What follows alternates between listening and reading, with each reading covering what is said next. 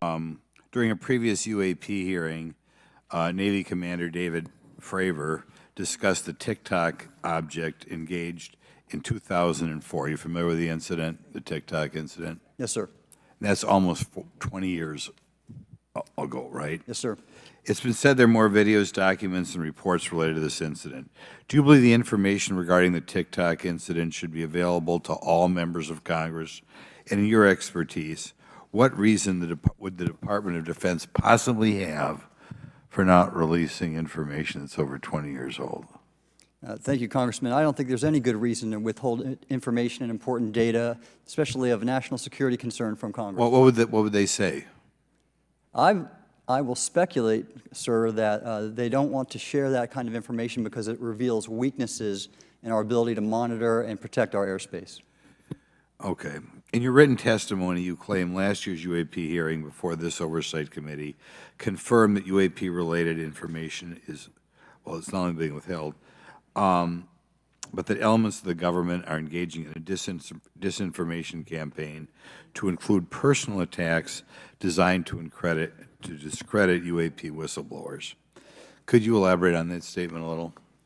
Yes, sir. Earlier this year, I met with the DoD's All-Domain Anomaly Resolution Office, and what I thought would be a 90-minute meeting just to meet with leadership turned out to be an hours-long influence operation on me, where they attempted to convince me of the validity of the very flawed and error-ridden historical records report. In addition, they tried to have me question very valid UAP reports like the Tic Tac incident, and even coming to stating possibly that the Tic Tac was American technology.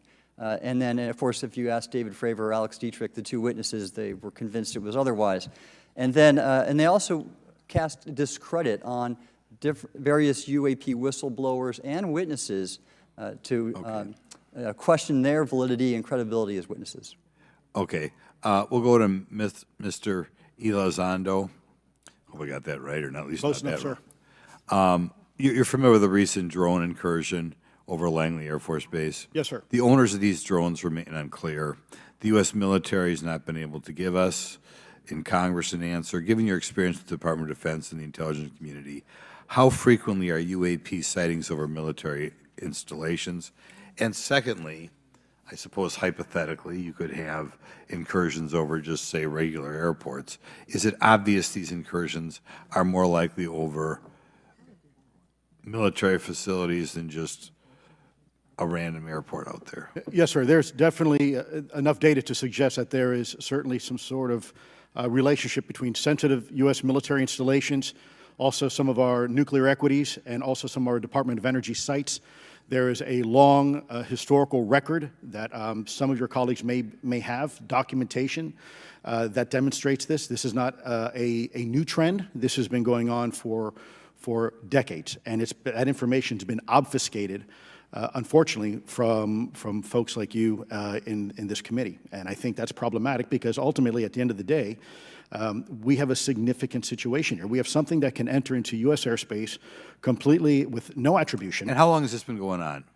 Sir, decades. And there's information that will hopefully be entered into the record. Can you think of any possible reason why they can't release any information they have on something, say, 15 or 20 years old? Sir, if I could echo my colleague here, Admiral Gallaudet, I think one of the big issues that we have in the intelligence community, Department of Defense, is we don't want to broadcast any potential vulnerabilities or weaknesses in our national defense systems or our intelligence collection platforms. Therefore, when you have a conversation where you address a problem for which there is no solution, it makes that a very uncomfortable conversation to have. Okay, we'll switch to Mr. Schellenberger. The primary reason you're here today is because you published an article on the news publication that you own called Public, right? Alleging that a new unnamed government whistleblower has come forward asserting that a highly classified program exists dedicated to recovery and reverse engineering of UAP technologies. Can you give us what specific evidence you have or that your source provided you to substantiate the claims about the existence of the Immaculate Constellation program?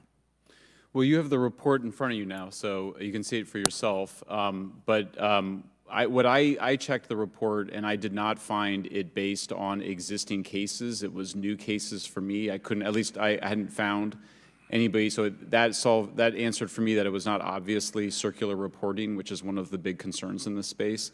I also had the name of the program confirmed by more than one additional source. So yeah, and then of course I checked to make sure that the source was who they claimed to be. Okay. I should also say that when I said before it was this database, it is a much broader program than that. It also includes human intelligence, and then, as you mentioned, the retrieval and the reversal. Any knowledge of what country these things originated in? No, I have no idea. Okay. Okay, I want